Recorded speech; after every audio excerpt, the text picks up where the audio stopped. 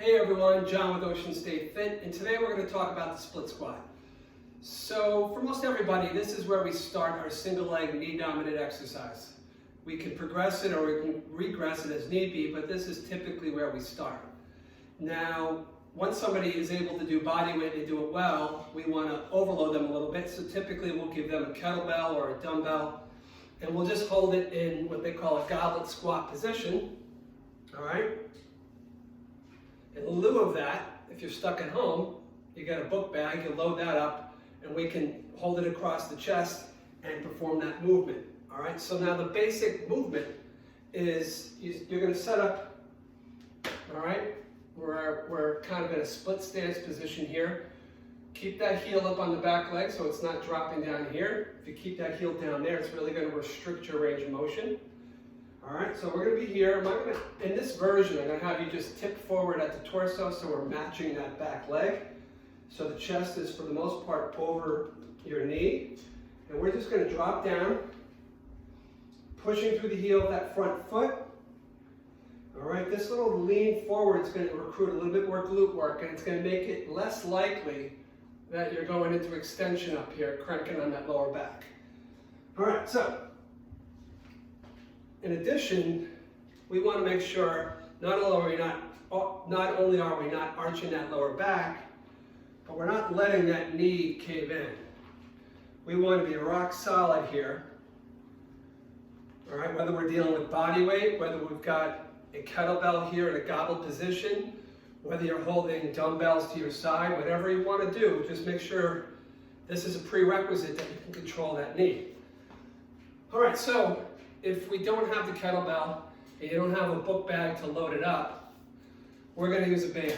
All right, so we're going to put the band underneath the middle of the foot. So I'm going to choke down on this a little bit.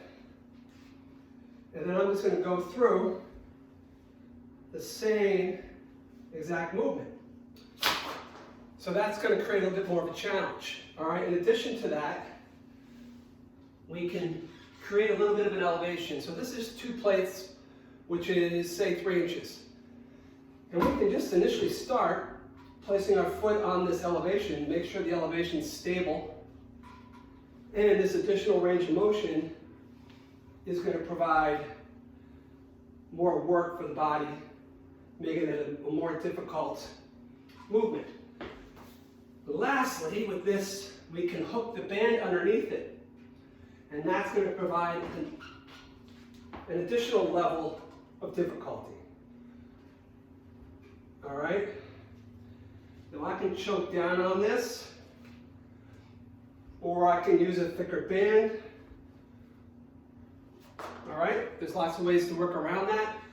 All right, so now the last thing is, if we can't deal with body weight, if that's too difficult, we don't want to give up on the movement. We have a door anchor with a band hooked around it, and we're going to use that to kind of deload the body, so we're dealing with less than body weight. So I have that set up over here.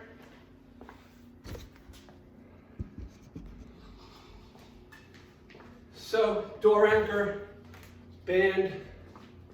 All right, I'm going to pull that band towards my chest so I have some tension, and then I'm just going to drop down. And this band is creating an assistance for us, so I'm dealing with less than body weight. All right, once we can do that well, then we can go back and try our entry-level basic pattern dealing with body weight. Have a bench or a chair nearby if you need some confidence, but we should be able to do this much better than you did before.